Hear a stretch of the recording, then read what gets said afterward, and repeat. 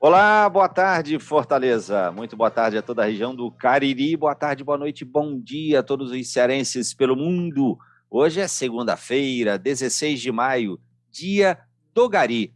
E está no ar mais um Debates do Povo, a sua companhia de segunda a sexta-feira, das 4 às 5 da tarde. Em Fortaleza, pela FM 95.5, na CBN Cariri, pela FM 93.5. Ao vivo ainda no YouTube do Povo Online e no Facebook o Povo Online e o Povo CBN.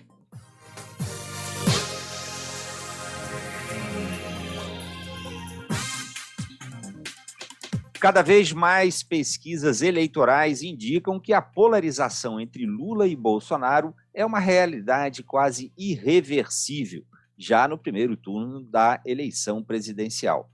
Poder Data mostra que ao menos 18% dos eleitores que votaram em Bolsonaro no segundo turno de 2018 agora vão votar no ex-presidente Lula. O atual presidente, por sua vez, conquistou 8% dos eleitores que votaram no candidato do PT naquele ano. E numa espécie de defesa enviesada do deputado Daniel Silveira, Bolsonaro diz que é preciso ter pena de quem quer a volta do AI-5 e não querer prender.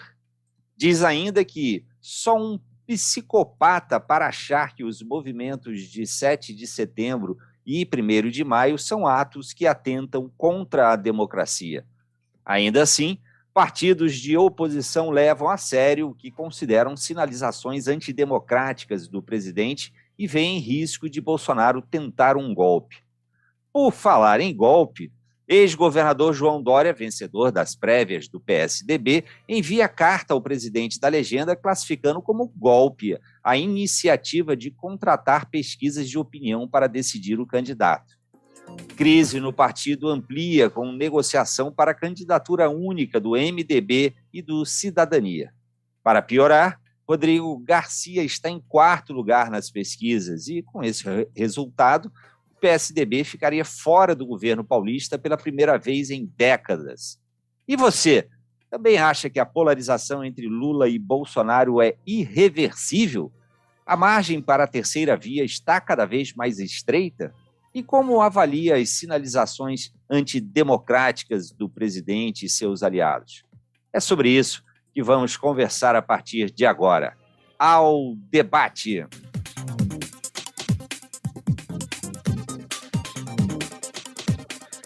No programa de hoje, recebo aqui no estúdio intangível e material da Rádio Povo CBN, numa conversa remota com cada um em sua residência ou escritório, recebo Janaína Pascoal, deputada estadual e pré-candidata ao Senado pelo PRTB de São Paulo. Já a gente testa o áudio dela, que eu nem consegui ainda testar, mas seja bem-vinda. Recebo também Plínio Bortolotti, jornalista do O Povo. E recebo, como sempre, como todos os dias, recebo também você, que participa do programa e interage conosco pelo WhatsApp, 8596090099, ou pelo YouTube, o Povo Online. Pode mandar mensagens também pelo Instagram e pelo Facebook da Rádio Povo CBN. E agora também pode ouvir o Debates do Povo pelo seu aplicativo de podcasts favorito, Deezer, Spotify, Apple. Basta acessar o perfil da Rádio Povo CBN, clicar na aba Podcasts e acompanhar o episódio escolhido. Aproveita e compartilha com os amigos e amigas. São 16h11. Debates do Povo. Apresentação: Marcos Tardan. Muito boa tarde, deputada Janaína Pascoal. Está nos ouvindo bem? Eu estou ouvindo bem. Está chegando. Maravilha. Aí o som? Tá sim. Muito obrigado pela sua presença mais uma vez aqui no programa. Muito boa tarde, Plínio Bortolotti. Um prazer receber vocês dois e, claro, ver que estão todos em boa saúde. Isso é que é o mais importante. Vamos então começar? O fato do dia. O fato do dia, deputada, não sei se a senhora lembra que eu costumo começar o programa, eu vou ler rapidamente as manchetes de alguns dos principais portais de notícias do país e em seguida saber a opinião de vocês, o que vocês consideram o fato do dia, ou seja, o que vocês dariam como manchete no seu portal de notícias, tá bom? Vamos lá, começando aqui pelo O Povo, pelo portal O Povo, uma notícia local. Concurso para professor, edital sairá em maio e prova será em agosto. Na Folha de São Paulo, partidos veem risco de Bolsonaro tentar golpe eleitoral e autoridades se calam.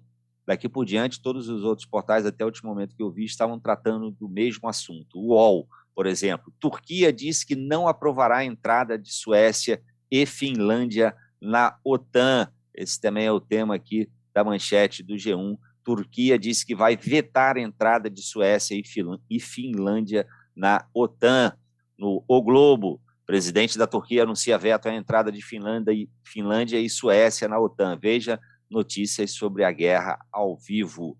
No Estadão também é basicamente a mesma notícia. Turquia diz que não aprovará a entrada de Suécia e Finlândia na OTAN. Entenda por que isso importa. E, finalmente, no R7, também tratando desse assunto, diz a manchete: presidente da Turquia dirá não à entrada da Finlândia e da Suécia na OTAN. Então vamos agora, queria saber a opinião de vocês, o que vocês consideram o fato do dia. Deputada Janaína Pascoal, a sua opinião, qual o fato do dia? Diga lá. Bom, essas notícias, essas manchetes, com todo o respeito que eu vejo como forçadas, de que o presidente não aceitaria o resultado das urnas, poderia dar um golpe, eu vejo como não notícias. Parece mais uma tentativa de estabelecer um debate sobre o que não há. A discussão sobre a entrada da Finlândia e da Suécia na OTAN, eu penso que é o fato, sim, se não do dia da semana. Ontem mesmo, quando eu vi a notícia, eu confesso que eu me preocupei, não por entender que Suécia e Finlândia não teriam autonomia para pleitear essa entrada, não por entender que, inclusive, seria interessante ter essa proteção da OTAN a esses países que estão muito próximos ali, do ponto de vista territorial, da Rússia, mas porque eu tenho, confesso, um temor, haja vista a instabilidade internacional que nós estamos vivenciando, o ataque à Ucrânia, ataque este, claro, injustificável, mas que vem sendo explicado como uma retaliação à entrada ou a tentativa, né, da Ucrânia de fazer parte da OTAN.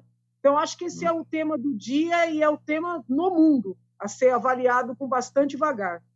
Muito bem, está aí são aí as palavras iniciais de Janaína Pascoal. Deixa eu ouvir agora, jornalista Plínio Bortolotti, na sua opinião, Plínio, qual o fato do dia até aqui? Veja só, Tardan, eu sempre gosto de falar algumas questões que aparentemente fora do noticiário, pelo menos do destaque. Depois eu vou falar um pouquinho sobre essa questão da não notícia que a deputada falou a respeito do presidente Jair Bolsonaro. Eu queria destacar essa história aqui dessa astrônoma brasileira, uma moça com 31 anos, chamada Lia Medeiros. Ela foi uma das cientistas que trabalhou para poder chegar a essa foto do buraco negro na nossa galáxia, né? E o que eu acho mais fantástico, assim, né? Isso aí foi previsto em 1915 na teoria da relatividade do Einstein, apesar de eu não entender nada de física nem de matemática. Ou seja, ele chegou a essa conclusão fazendo conta. Muito possível, se tivesse uma calculadora, devia ser uma calculadora, né, muito primitiva, não é?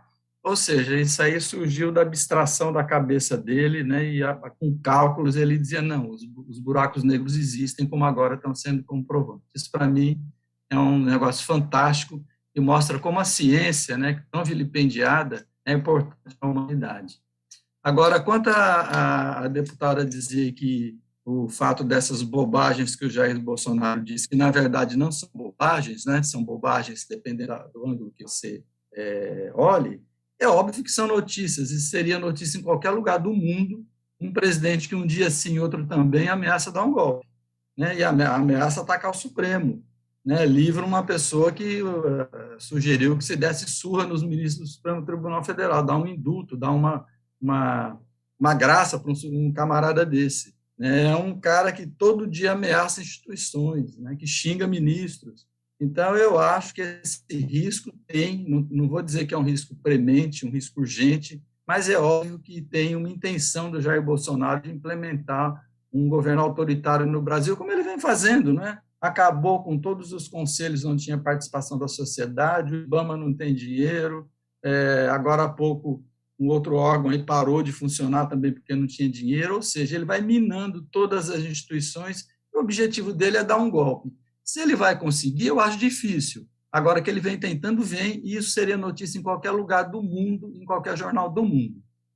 Ok, tá aí também, estão aí as palavras iniciais do Plínio Bortolotti. Já tem muitas mensagens aqui de quem nos acompanha, mandando mensagens sobre essa questão que eu coloquei na abertura do programa, sobre a polarização. O Abílio Elias, por exemplo, diz: acho que será Bolsonaro e Lula, mas gostaria que tivesse outro na competição e os eleitores iriam votar em Bolsonaro e não no Lula, que vai despencar. O Levi Távora: quantas pesquisas, não se pode ignorar o fato de que o Brasil sempre reelege seus presidentes. Lembro que até Dilma foi reeleita em condições totalmente adversas. Entendo que a polarização só ajuda Bolsonaro. E o Amarílio Barbosa também, vou ler só mais essa mensagem agora, diz ele: contra fatos não há argumentos, só existe a polarização para os que defendem suas ideologias e seu lado, esquecendo a maioria. Sabemos que é Lula e o Bolsonaro já mostrou quem é. Agora, em quem confiar? Nesses dois, jamais serei traído novamente. Deputada, por falar aqui em traição, a senhora se sente de alguma maneira traída por Bolsonaro, que está apoiando aí em São Paulo um outro candidato aí ao Senado, né? A preferência dele parece que é pelo Datena. Não, eu me incomodo muito com essa expressão de que fulano traiu, Beltrano traiu. Eu entendo que numa democracia, cada cidadão deve avaliar os potenciais candidatos a todos os cargos. E o presidente da República não deixa de ser também um cidadão, um eleitor. Nunca houve um compromisso de ele me apoiar. Eu mesma o apoiei em 2018 por entender, no cenário posto, que ele era a melhor opção. Então, não vejo que haja aí um compromisso. O que eu me sinto no direito de ponderar é se o candidato, que no caso agora ele está apoiando o Datena, mas já tentou lançar a Damares, já fez uma certa parceria com o SCAF, já anunciou a Carla Zambelli. O que eu tenho me colocado, assim, me conferido o direito de debater é se estes candidatos que o presidente apoia são ou não os mais indicados a defender as próprias pautas que o presidente diz que defende, entendeu? Então, não vejo traição, não. Ok, tá lembrando que aí São Paulo, pelas pesquisas, né, mais recentes, aparecem ali na liderança para o Senado, a liderança do Datena, PSC, com 28%, depois vem Sérgio Moro, Márcio França, Marina Silva e Paulo Scaff. Acho que a ordem é essa, né? Por essas mais recentes pesquisas, e depois aparece aí a deputada Janaína Pascoal. E lá para o governo de São Paulo, para o governo mesmo, né, propriamente dito, o governo de São Paulo, Haddad, do PT, está liderando, seguido pelo ex-governador Márcio França, do PSB, que indicaria, né, Plínio, uma vitória assim, de candidatos alinhados com o PT e não com o Bolsonaro para o governo de São Paulo, especialmente para um segundo turno. Não é isso? Por isso que você apresenta não é? É interessante que você observa as pesquisas, que mesmo em São Paulo, onde o Bolsonaro tinha uma grande entrada, tal, ele está quase que empatando com o Lula ali, né? Eu não sei a última pesquisa que deu, mas dá uma proximidade muito parelha, né, dos dois candidatos, pelo menos pelas pesquisas. Aliás, Tardan, o Povo Mais tem uma coisa muito interessante agora, que é um agregador de pesquisa, que ele pega as principais pesquisas registradas no TSE, junta, e aí você dá uma olhada nela, depois se eu acho aqui, depois eu acho. Sim. Então, você vê que aquele resultado que dá de Lula 40, Bolsonaro 34, quando você pega todas as pesquisas e faz uma média, que o agregador faz isso, você chega mais ou menos a esse resultado que vem aparecendo. Agora, eu sempre digo o seguinte, né? A eleição, ela nunca está decidida de véspera, né? A eleição não se ganha de véspera. E bom, a campanha efetivamente já começou, né? Só não começou ainda para o TSE, que todo mundo faz campanha e o TSE faz de conta que não vê, e é quase impossível também cumprir essas determinações da legislação eleitoral, né? Mas, de fato, assim, oficialmente não começou a campanha, então eu prefiro esperar um pouco, mas desde o princípio eu venho dizendo, né, que a terceira via não existe, né? Foi um sonho de verão, que hoje virou essa miscelânea, esse saco de gado que está acontecendo. Cada partido vai lançar seu candidato e não vai ter esse candidato único de uma suposta chamada terceira via.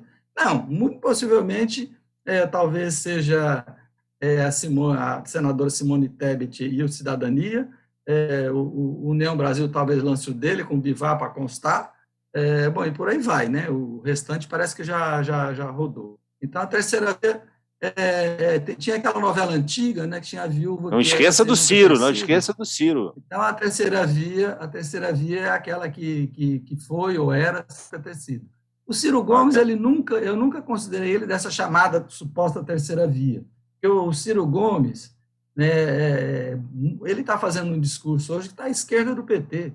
Eu acho que a Faria Lima, a elite brasileira, talvez hoje goste menos do Ciro Gomes do que do PT.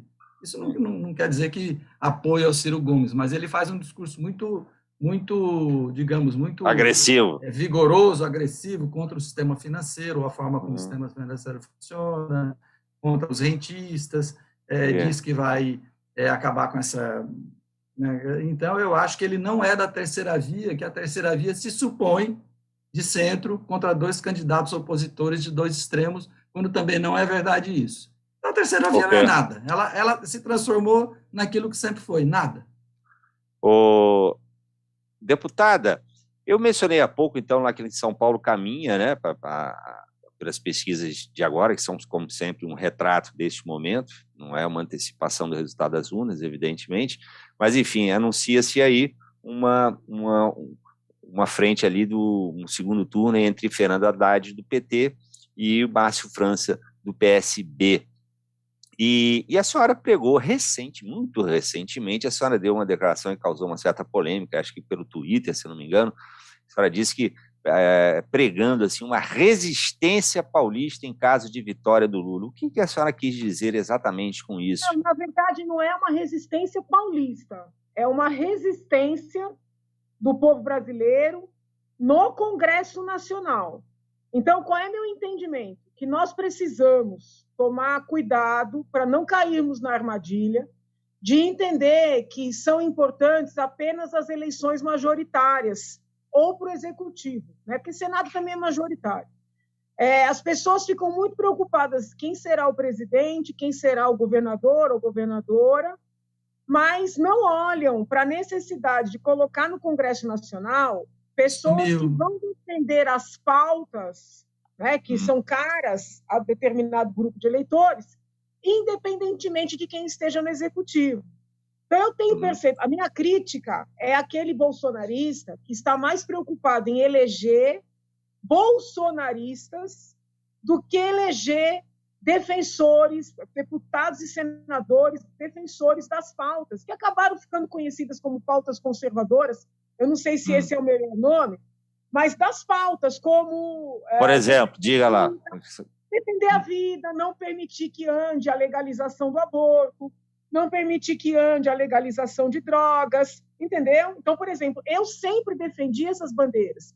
Né? Eu fui para o Supremo Tribunal Federal sustentar oralmente contra a legalização do aborto numa ação do PSOL, muito antes de pensar em estar deputada, entende? Então, assim, o que eu acho é que os bolsonaristas estão muito iludidos de que a vitória do presidente está garantida e eles querem colocar ali no Congresso pessoas que vão, vamos dizer assim, se alinhar ao presidente, não às pautas, ao presidente.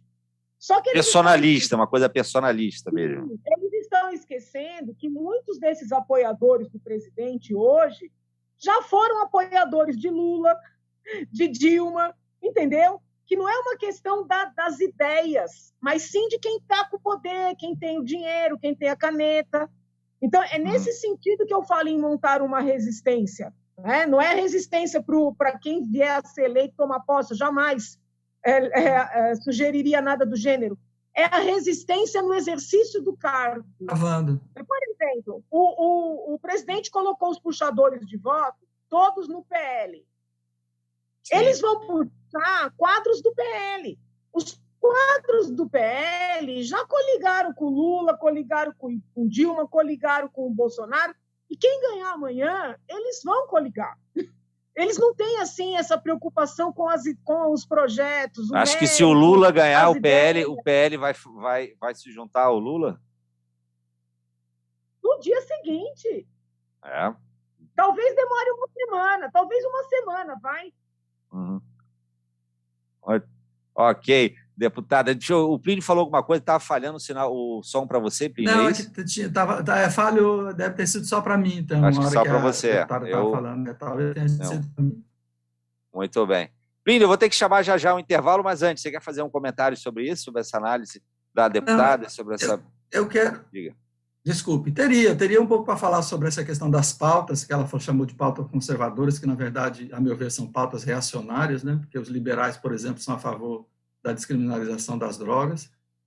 Mas eu queria dizer aqui que eu achei o agregador de pesquisa do Povo Mais, quem quiser pode olhar, já agregou pesquisa até o dia 16 de maio. E está dando aqui Lula 42, Bolsonaro 32, Ciro Gomes 9. Está pegando só esses... E você pode mexer aqui, botar senador e tal, etc. É bem legal esse agregador de pesquisa, porque ele acaba batendo com todas as pesquisas. Quer dizer, bate porque é uma média, né? Quer dizer, mas é interessante observar isso aqui, mais ou menos o que vem dando cada pesquisa. Lula 40, Bolsonaro 30, Bolsonaro sobe um pouco, Lula cai um pouco, mas sempre dentro dessa faixa. O que indica uma estabilidade, né? Porque pesquisa, os entendedores de pesquisa dizem, a pesquisa é uma foto, mas várias pesquisas é um filme, e aquele filme mostra uma tendência, e a tendência que vem mostrando é essa, né? Do destaque desses dois candidatos, o presidente atual e o ex-presidente Lula. Muito bem. Eu vou ter que chamar um rápido intervalo agora. Antes, eu só ler aqui uma mensagem do Eric Paiva, nos acompanha sempre. Eu peço, inclusive, para quem nos acompanha pelo YouTube, deixar aí o seu like, compartilhar, se inscrever no canal, enfim. Mas ele diz, o Eric, vale lembrar para o Plínio que 1/3 da população em pesquisas não induzidas ainda está no grupo dos indecisos e que Bolsonaro e Lula somam mais de 50% de rejeição. Como não existe uma terceira via viável? Pergunta aqui o Eric Paiva. Olha, ele é que tem que me dizer qual é a terceira via viável, não eu. Eu digo que não tem. Se ele acha que tem, ele que me mostre. Tem, viu, Eric? Me diga aí qual é essa terceira via viável. Vamos ver. Tem terceira via viável, deputada Janaína? Antes de eu chamar o intervalo, rapidinho. Não, veja, a tendência demonstra que não tem, mas implica, tudo é possível. Então, eu não duvido assim, de forma tão categórica, não. Será difícil, mas não impossível. Muito bem. Depois que o Bolsonaro foi eleito, eu passei a acreditar mais ainda nisso, que em política tudo é possível. Muito bem. Vamos lá, que eu vou chamar um rápido intervalo, então, lembrando que o intervalo é só aqui pela rádio, porque a gente continua a conversa, não tem intervalo para quem nos acompanha aqui pelo YouTube e pelo Facebook. Mas aqui na rádio a gente faz um rápido intervalo e volta daqui a pouco. Enquanto isso, você pode continuar mandando mensagens para a gente, pode ser pelo WhatsApp, 8596090099, ou pelo YouTube, o Povo Online. Pode mandar mensagens também pelo Instagram e pelo Facebook da rádio O Povo CBN. São 16h30. Até já. Muito bem. Deputada Janaína Pascoal, eu mencionei aqui na abertura do programa também sobre essa questão das pesquisas, né, de um modo geral, assim, de quantas pesquisas, e o Plínio agora estava mencionando. A senhora também reconhece que essas pesquisas eleitorais, cada vez mais, né, vem surgindo as pesquisas, mas invariavelmente ela dá ordem lá né, os números podem mudar um pouco, mas a ordem está ali estabelecida, né, sempre o Lula varia a distância um pouco mais, um pouco menos para o Bolsonaro, mas tem ali uma distância razoável para o atual presidente. Depois da saída do Sérgio Moro, também sempre aparece o Ciro e por aí vai. não há muito o que questionar e imaginar que essas pesquisas, que a realidade é diferente do que as pesquisas estão mostrando. O que os apoiadores do presidente argumentam, e eu compreendo, são essas manifestações de apoio, esse calor com que ele é recebido em todos os lugares, que nós não temos, vamos dizer assim, assistido com relação ao ex-presidente Lula. Os próprios atos de 1º de maio, 1º de maio é uma data muito vinculada ao PT, e, no caso, mesmo assim, com artistas famosos contratados, o ato ali pró-Lula estava muito vazio. E do lado do Bolsonaro não estava, vamos dizer, não eram milhões de pessoas, mas estava bem mais cheio. Então, é nesse sentido que os autores dizem, que as melhores pesquisas são o povo na rua. Então, eu não desmereço nem as pesquisas, nem as críticas. O que eu não gosto é de discurso de autoilusão, entendeu? Me chama muito a atenção que no estado de São Paulo, que é um estado que não tem, assim, uma tradição de esquerda, nós tenhamos os 2 primeiros candidatos em todas as pesquisas, mais voltados para a esquerda, entendeu? Então, assim, isso indica alguma coisa. Isso indica, no mínimo, um descontentamento. Então, o que eu tenho tentado alertar, o povo mais da direita? Vamos parar com o discurso ufanista de que vai ser primeiro turno. Alguns apoiadores do presidente têm colocado em suas redes, vai ser primeiro turno. Vamos parar com o discurso ufanista, vamos fazer aí uma análise crítica para tentar mudar esse quadro.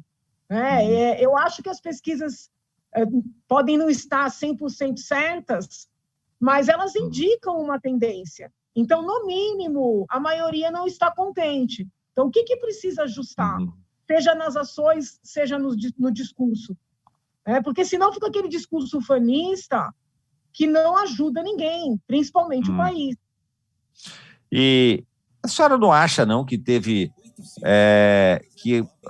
várias declarações, vários movimentos do próprio presidente Bolsonaro e de muitos dos seus aliados que são sinalizações antidemocráticas?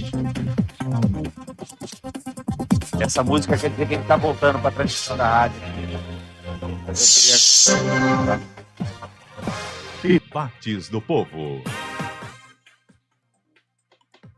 Estamos de volta hoje recebendo o Plínio Bortolotti, jornalista do Povo, e recebendo a deputada estadual de São Paulo e pré-candidata ao Senado por São Paulo, Janaína Pascoal, que estava aqui. Eu estava conversando com ela aqui no intervalo aqui da transmissão da rádio, eu estava perguntando para ela agora, foi um assunto que a gente comentou rapidamente no início do programa, mas eu queria ouvir mascaradamente dela, se a deputada não acha que muitas das falas ao longo dos últimos meses do presidente Bolsonaro e de muitos dos seus apoiadores não podem ser consideradas claras sinalizações, inclusive, antidemocráticas. Veja, por exemplo, o discurso do deputado Daniel Silveira, um discurso que eu não corroboro nem no mérito nem na forma, entendo que mereceria uma resposta, em especial da Câmara dos Deputados, eu acho que seria o local adequado para ele receber uma resposta, mas ainda que a resposta viesse do Judiciário, jamais poderia ser uma pena de 9 anos, porque por mais inadequado que tenha sido o vídeo que o deputado gravou, a proporcionalidade que é inerente ao direito penal não permitiria uma pena de 9 anos. Então, por mais que eu não compactue com muitas das falas, com muito do estilo dos apoiadores do presidente, também não dá para dizer que é democrático o comportamento do Supremo. Então, nós temos remédios constitucionais que, entendo eu, vêm sendo utilizados de maneira ponderada, tanto o processo de impeachment, no caso de 2 ex-presidentes, como a graça, no caso de uma decisão judicial completamente infundada sob o ponto de vista jurídico. Então, assim, eu não consigo ver, nos fatos, nos atos do presidente, um comportamento de golpe. Hoje ou ontem, ele falou que quem fala em AI-5 é digno de dó. né? Digno de dó. Mencionei na abertura do programa. Então, eu não vejo assim que ele esteja aí anunciando qualquer tipo de golpe. Agora, que eu entendo que seria adequado ponderar o discurso, como foi algo que eu sempre apontei para a esquerda, que é muito truculenta, não se acha, mas né? Então, assim, não me agrada, né? Esse extremismo de um lado e do outro, agressividade, adjetivos, isso não me agrada. Daí a dizer que eles vão dar um golpe, eu já acho que tem uma distância muito grande. Plínio Bortolotti, também, o Plínio pensa diferente. Quanto a Daniel Silveira, eu concordo com a deputada quando ela disse que a Câmara tinha que tomar providência. Veja só, se a Câmara tomasse providência, enquadrando, levando aos conselhos de ética, quem tem um comportamento igual ao do Daniel Silveira, a gente não teria um presidente como o Bolsonaro hoje no Brasil. Porque quando ele era deputado, ele falou em fuzilar o Fernando Henrique Cardoso, ele falou que não estuprava uma deputada porque ela era feia, ele fez um discurso dizendo, saudando o brilhante Ustra, o terror da Dilma, que aquilo foi de uma brutalidade, de uma violência simbólica inominável. Quer dizer, se a Câmara tomasse providência contra esse tipo de gente, né, que faz esse tipo de coisa, não... Ou do Flávio Bolsonaro. Ou do Flávio Bolsonaro, que tem mais de umas 10 queixas lá no Conselho de Ética, não vicejaria esse tipo de canalice que a gente vê hoje. O Bolsonaro seria o que ele sempre foi um deputado de 10º escalão, fazendo rachadinha lá, que era a maior preocupação dele. Então, nesse aspecto, eu concordo com a deputada que, em primeiro lugar, quem deveria ter tomado providência, levado esse camarada ao Conselho de Ética e aplicado-lhe uma pena pesada no Conselho de Ética, seria a Câmara. Agora, quanto ao Supremo, né, eu não posso dizer que o Supremo é antidemocrático, né? Eu posso dizer talvez até que ele errou, né? Eu não sou advogado, eu não sou, enfim, mas eu posso dizer que ele errou. O Supremo, como costumam dizer os advogados, é aquele que tem o direito de errar por último. Agora, dizer que é antidemocrático é exemplo do que são as falas e as ações do presidente Jair Bolsonaro é um equívoco. E eu acho que o Daniel Silveira, eu sou, Tardan sabe disso, a gente conversa de vez em quando, eu sou a favor da mais ampla liberdade de imprensa. Eu acho que um dos poucos entraves que deve ter liberdade de imprensa quando você coloca em risco a vida de uma pessoa. E o Daniel Silveira, com milhares ou milhões de seguidores que eles têm na internet, quando ele diz que tem que dar uma surra no ministro, ou tem que bater, ou que tem que dar um soco, aquela ameaça dele tem condição de se cumprir, por isso eu acho que ele tem que ser calado. Que ele colocou em risco. Tem uma velha máxima em jornalismo, eu já disse ela que eu vou dizer de novo, diz: você não grita fogo num teatro lotado só para exercer sua liberdade de expressão quando aquilo é mentira, porque você vai botar em risco a vida das pessoas. Então, eu acho que nesse aspecto o Daniel Silveira tinha sim que ser levado às barras da lei. Agora, eu concordo, né, que o pessoal pesou um pouco na mão, porque parece que era de 3 a 9 anos, né? E o cara, apesar de todas as sacanagens que ele faz, parece que não tem antecedente, enfim, era réu primário, levado em consideração. Agora, a condenação dele foi correta. A chamada dosimetria, aí acho que podemos discutir.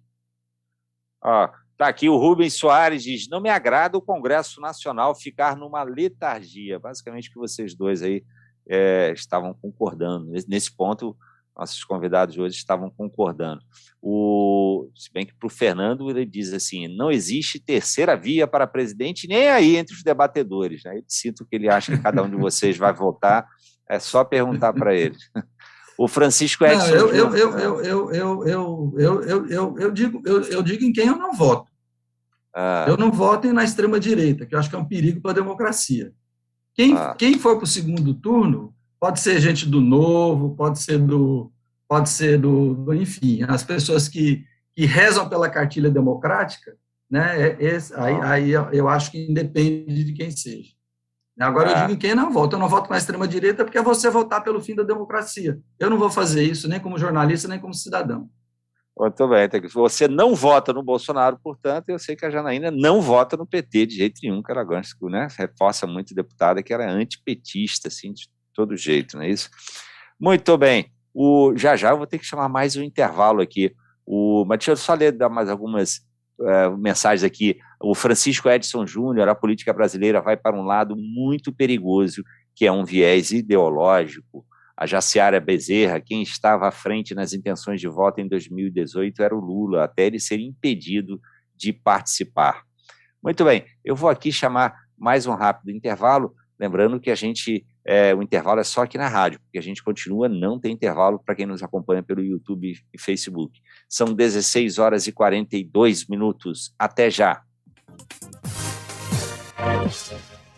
Deputada, só lembrando, quando eu não fico olhando para a tela é porque eu tenho outras 2 telas aqui que eu estou acompanhando mensagem, mas eu estou ligado, não estou prestando pouca atenção no que vocês falam, não, por favor. Tá, mas lembre-se que não pode encarar, viu? Não pode encarar? Você não viu uma polêmica lá em Londres, do metrô de Londres? Não. Ele está fazendo uma campanha contra as pessoas, homens principalmente, ficam encarando, né, de forma assim, tá certo, agressiva e ostensiva as mulheres. Ficar olhando demais para ela seria uma forma de assédio, é isso? Exatamente. Tá, entendi. E lembrando também, deputada, que a senhora pode fazer aqui um programa bem discutido. Se quiser fazer pergunta ou comentário aqui na análise sobre o Plínio, discordar, fica à vontade, tá? Não precisa esperar só também eu passar a palavra, não. Tá bom? Pode me interromper também, não tem problema. Olha aí, tá vendo? Tá feito aí E eu queria tocar com vocês também, deixa eu ver aqui, mais alguns assuntos que eu tinha, e vai dar tempo também, eu vou passar para uma rodada de considerações finais aqui no terceiro e último bloco, que aí fica com mais liberdade, sim, de algum ponto que a gente não tenha falado, né? Muito bem, vamos lá. Mas do que eu tinha pautado aqui, os temas principais eram esses, sim. Tem essa migração de votos também, essa pesquisa que deu, migração de votos, eu achei curioso, né? O Poder Data mostra que ao menos 18% dos eleitores que votaram em Bolsonaro no segundo turno agora vão votar no ex-presidente Lula. E o atual presidente, por sua vez, conquistou 8% dos eleitores que votaram no PT naquele ano. É uma mudança sempre curiosa, né? De quem votava no Lula e passou a votar no Bolsonaro ou vice-versa. Tem uma outra pesquisa também que saiu, gente, não é nada a ver com a questão política, não. Foi uma pesquisa feita pela USP. Eu vi a opinião de vocês sobre isso também. E foi que ela acompanhou o desempenho de 11 mil estudantes que ingressaram em 2018. Né? Então, acompanhou durante 4 anos, para acompanhar o cotistas com não cotistas, etc. E essa pesquisa revelou que o desempenho dos cotistas é pouco inferior ao dos demais alunos e melhorou progressivamente ao longo do curso, tornando a distância entre as notas cada vez menor. E, deputada, a senhora concorda com a questão das cotas? Eu sempre fui defensora das cotas, acho que poderíamos ter um critério mais pautado no econômico, né, conjugar a questão racial com a questão econômica e não exclusivamente a racial. Talvez em algumas instituições sejam muitas vagas preenchidas por meio de cotas, poderíamos restringir um pouco, até para eleger mesmo, né, aquelas pessoas que se destacam muito. Mas eu sou professora da USP, estou licenciada para o exercício do mandato e eu peguei o período das cotas, né? E eu realmente sentia que o aluno cotista ele tinha uma dedicação mais esforçado, assim. Grande. Um desejo assim de aproveitar. Então a minha experiência é positiva. Não significa que nós não possamos discutir com liberdade para aprimorar critérios, entendeu? Fazer críticas com base na realidade aí de cada instituição. Eu compus uma comissão para avaliação de juízes federais, né, um concurso, a banca de concurso para juiz federal, antes de participar da eleição. E foi um dos primeiros concursos com cotas, né, para negros, tinha outras categorias. Então, a gente tinha muita dificuldade para entender, para estabelecer, que o critério da autodeclaração. Sim. E nós tínhamos candidatos, vamos dizer assim... Desculpa, eu vou te dar a palavra para a senhora concluir o seu raciocínio assim que a gente voltar.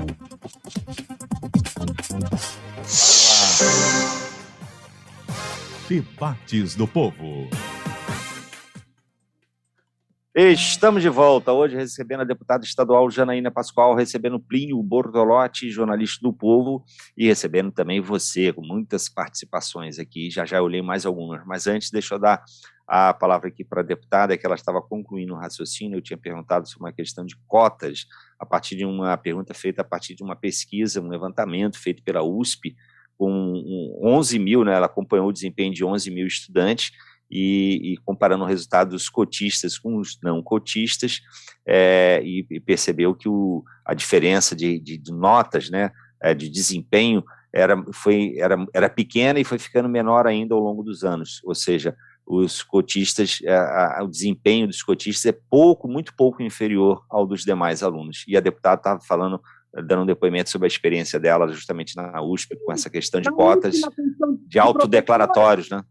A minha experiência foi positiva, alunos comprometidos, alunos dedicados, e eu tive uma experiência fora da USP na condição de examinadora, num concurso para juízes federais, e aí a dificuldade que nós enfrentamos ali, que não foi pequena, foi porque o critério é da autodeclaração primordialmente, e havia candidatos, vamos dizer assim, negros, mas que não pleitearam as cotas, e havia candidatos que pleitearam e que, sob o ponto de vista, né, do fenótipo, que isso é uma discussão dificílima, sob o ponto de vista jurídico e filosófico, seriam, vamos dizer assim, mais brancos ou brancos quando comparados com candidatos que não estavam no grupo dos cotistas. Então, isso gera discussões práticas muito difíceis, porque tem reclamação, inclusive, dos que entendem que têm mais direito às cotas do que aqueles que se autodeclaram.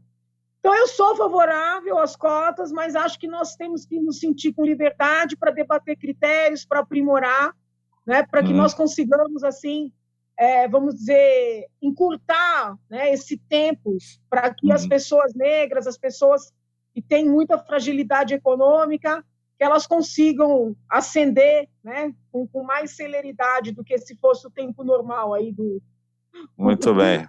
Das coisas. Muito bem. Aqui o Oscar Saldanha, que nos acompanha, diz: nenhum deputado deve ser antipetista. Se o PT enviar um projeto do interesse do povo, serão contra apenas pela iniciativa por ter sido do PT? Sacrificar as pessoas precisa ter limite. Não. Jamais. Quanto a isso, não, porque até pode perguntar para qualquer colega do PT aqui, do PSOL.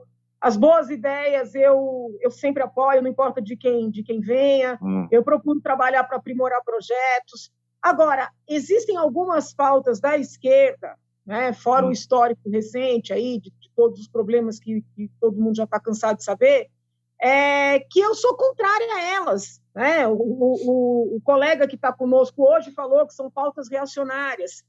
Cada um tem direito de adjetivar como bem entender, mas eu sou contrária a legalizar aborto, sou contrária a legalizar a venda de drogas, e a esquerda defende essas pautas. Então, eu não quero o PT no poder, eu não quero o PSOL no poder. Agora, no parlamento, eles estarão presentes, e se alguém ganhar o poder, seja do PSOL, seja do PT, seja do PCdoB, eu vou olhar projeto por projeto de maneira responsável. Ok. Falar nisso, Plínio, nessa linha, eu estava para te perguntar isso há alguns dias. Quando eu vi o presidente Bolsonaro falando indignado com aquele lucro, 44 bilhões da Petrobras, né? Eu pensei assim, o Plínio, e ele comentou, né, que achava um estupro e tal, esse lucro. Você concordou com o presidente nesse momento, Plínio? Com a indignação, a revolta dele com o lucro exorbitante da Petrobras neste momento de tantas crises sociais? Tem que ligar o seu microfone, Plínio, senão não te ouço. Tem por que concordar com o Bolsonaro por causa disso, que ele é mero diversionismo, né? A lei das SA, a deputada ela é advogada, ela deve saber disso, ela permite, por exemplo, que você tenha uma ação social quando o acionista majoritário é uma empresa pública, é um país, né? É um governo.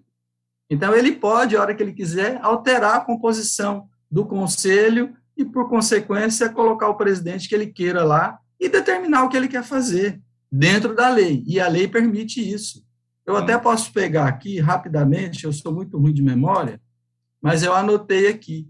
É a lei artigo 238 da lei 6404/76. Ela diz o seguinte: a pessoa jurídica que controla a companhia de economia mista tem os deveres e responsabilidade do acionista controlador. Parênteses, artigo 116 e 117. Mas poderá orientar as atividades da companhia de modo a atender ao interesse público que justificou a sua criação. Está na lei. Ele é quem indica o presidente via conselho. Então, na verdade, o Bolsonaro é um falastrão, né? Quando não um charlatão. Porque ele sabe que ele pode fazer isso. Ele não é burro ao ponto de não saber que ele pode mexer na diretoria da Petrobras. Então, ele está falando para quem... Tanto que já mexeu. Ele está falando para quem... Se o Bolsonaro um dia dizer que a água é sólida e a pedra é líquida, as pessoas vão acreditar nele. Ele está falando para esse tipo de público. Né? Mas te confesso que eu achei que você ia, pelo menos, elogiar o presidente em uma frase dele. Achei que... Não, além do mais, ele fazia essa comparação com estupro, né? Isso é horrível, né? É o nível de presidente que nós temos. Eu nem gosto de repetir essa palavra em relação a qualquer evento que seja, né? O cara é enfim, a ignorância em pessoa, né? Muito bem, vamos lá, já estamos na reta final. Plínio, aproveitando o seu embalo, você quer fazer as suas considerações finais? O que a gente não falou aqui ao longo do programa de hoje que precisa ser dito ainda? Diga lá. Eu queria falar bem rapidamente o seguinte: primeiro, deputado, é que eu nunca vi ninguém pedir a legalização das drogas. O que eu ouço muito e discuto, e acho que é correto, é a descriminalização das drogas. Aqui em São Paulo, aqui em São Paulo não, tudo bem. Tudo bem, mas para mim também tanto faz legalizar ou descriminalizar, né? A meu ver. Hoje o menino é pego com 100 gramas de maconha e vai para a cadeia junto com um bandido perigoso. Isso é uma aberração. Eu acho que quem é contra as drogas tem que ser consequente e ser contra a bebida também. Uma das drogas mais pesadas que existe no mundo é a bebida. Então, eu devia pedir também para restringir no ambiente universitário. Tenho impedido derrubar o veto aqui para venda em estádio. Eu reconheço que a bebida tem um efeito social bastante deletério e eu trabalho bastante nessa pauta. Não, mas droga, deputada, ninguém vai se abrir, ninguém vai vender no mercadinho da esquina, não. Né? No Uruguai, por exemplo, tem pontos específicos para vender maconha, a pessoa precisa ser cadastrada. Não é assim, liberou a droga e aqui eu vou descer aqui na bodeguinha perto de casa e comprar meio quilo de cocaína. Não é assim, não é? Então, as coisas vão ter uma ordenação e tal. Então, a gente podia fazer o seguinte, já que o problema é o local de venda, estabelece onde pode vender. Então, não pode, por exemplo, não pode fumar maconha no estádio, não pode fumar maconha, e por aí vai, né? Eu acho o seguinte, quem é contra a droga tem que ser consequente e ser contra a bebida, que é uma droga pesada, cria dependência, destrói famílias, tudo isso que dizem que as outras drogas também fazem. Muito bem, outra tá coisa aí. Já deu? Não, pode concluir. Pode falar. A outra coisa também, Tardan, você lembra que em 2018 eu ouvi muito, né? Esse negócio da migração que você falou.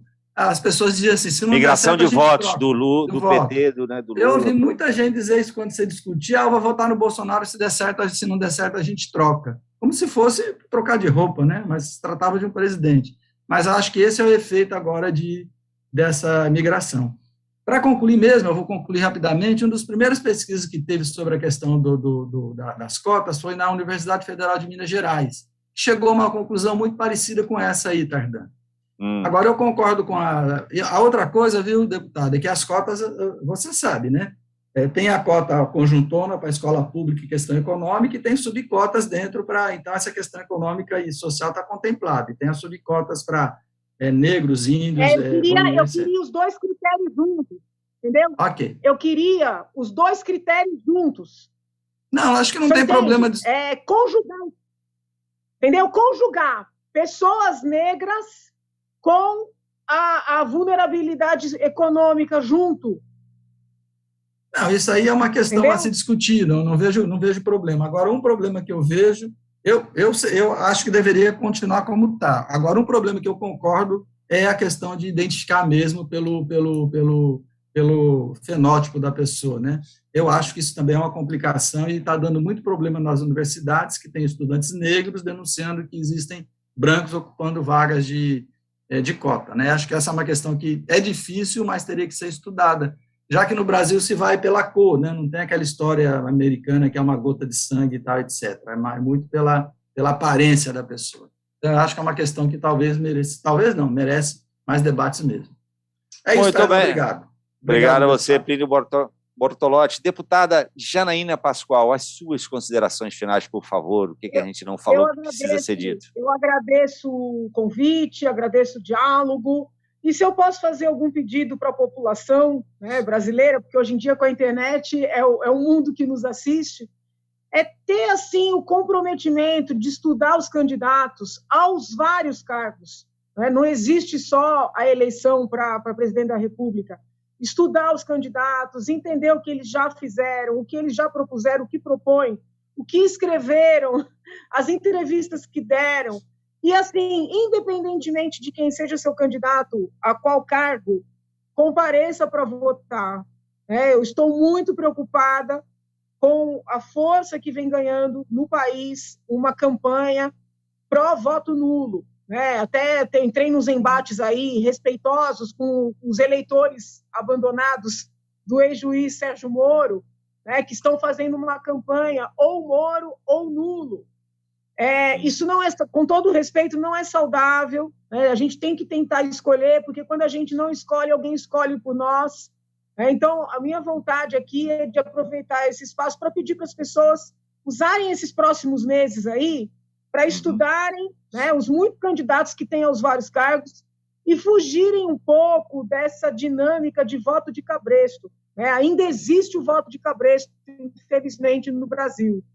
Se Lula manda, eleitor de Lula vota. Se Bolsonaro manda, eleitor de Bolsonaro vota e assim por diante. Eu acho que cada cidadão tem que ter o seu amadurecimento, buscar as suas informações e decidir por si.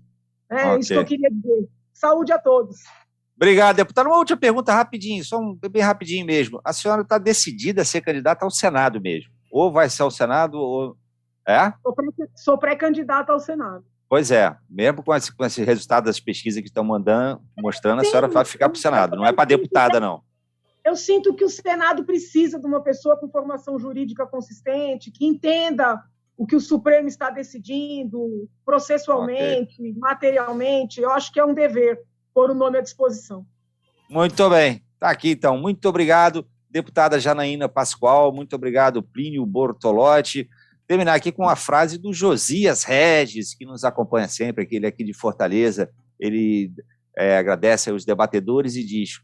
como sempre, esse é o melhor programa das tardes. Muito obrigado, Josias Regis, obrigado ao Adailson Lopes, Jussiara Bezerra, Reginaldo Oliveira, Clint Westwood, Maria